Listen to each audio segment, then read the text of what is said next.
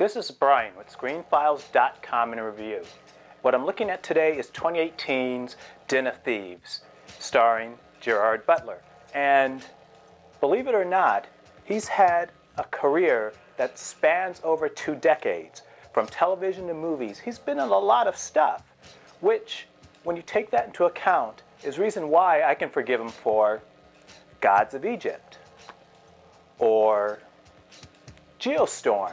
Both pretty bad movies, but for a man with a career that's that long and still going, he can be forgiven a few misfires. Well, frankly, more than a few. But then again, he's been at this a while, so that's all good. He's working consistently. Some of the stuff that he does doesn't quite hit the mark. Some does. And Den of Thieves does. It's essentially a movie about cops and robbers. A bunch of thieves are planning this big heist, and Gerard Butler's character is part of the police trying to stop this person. And it's such a good, effective movie. As I said, it's nothing you haven't seen before. It's like, take a little bit of To Live and Die in LA, a great movie. Take a little bit of The Usual Suspects, not nearly as good as most people think it is. And take a little bit of Heat, the Michael Mann movie. You combine them together and you get Den of Thieves. And it's really good. And the thing is, if your memories of Butler are from movies like Geostorm or Gods of Egypt, you're going to be pleasantly surprised. His performance is very minimal. He could have overacted this. Anyone could have, but he doesn't. He's very subtle, and it doesn't feel like a caricature. It really works, as is this whole movie. It has 50 Cent, I think Curtis Jackson, in it as well, and I typically find him somewhat irritating and arrogant, but he's fine here. He's part of an ensemble, so maybe that helps. So it kind of works. And Pablo Schrader, who I recall from Orange is the New Black, but he's been in much more than that. He is such an imposing person, and I can't speak for what he's like in real life, but he just intimidates just by his presence alone. He has this steely-eyed gaze that is genuinely frightening. He's fascinating as an actor, and he's probably a great person, but the movie roles he tends to take are oftentimes heavies. He's not always a villain, but in more than a few instances he is. And he is just so effective. He communicates so much without actually talking. And I earlier said that this movie is a combination, essentially, of 3 different movies.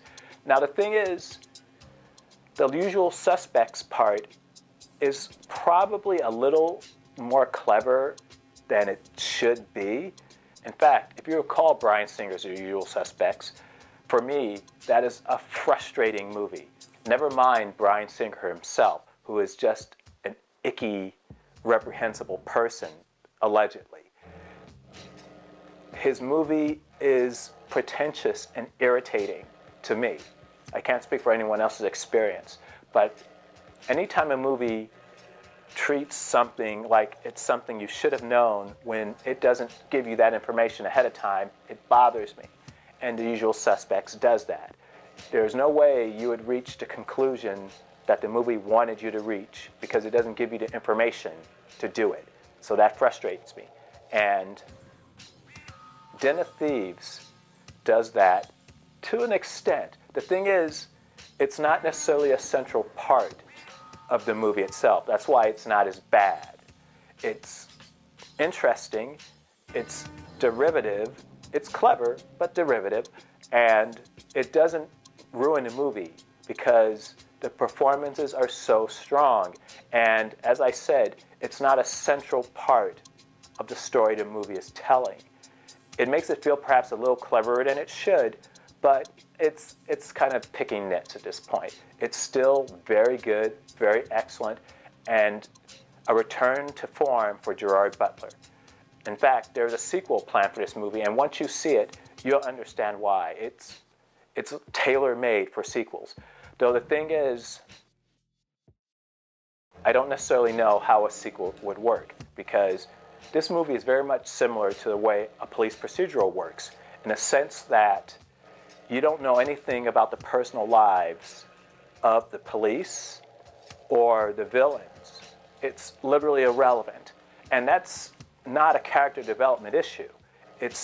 They give you enough information that you know why these people are doing what they're doing and who they are in that context. You don't need to know that their grandmother is this or their uncle is that. It's irrelevant. And the movie cuts all that fat, which is so appreciated because it certainly would have slowed the movie down. But the thing is, for a sequel, it's probably going to be more of the same. It can't do anything else.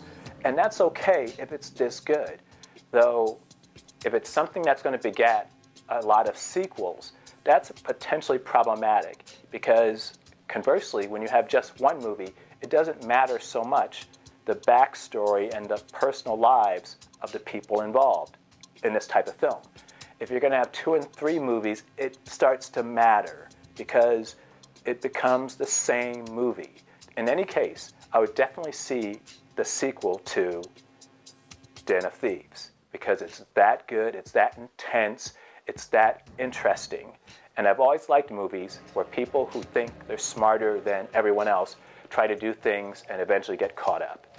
Den of Thieves is awesome action, a great thriller, a great cop movie, and probably one of the best things I've seen from Gerard Butler in years. And I include 300 in that, which beyond its blatant homoeroticism is just not that great a movie. This is Brian with ScreenFiles.com and Review. Peace.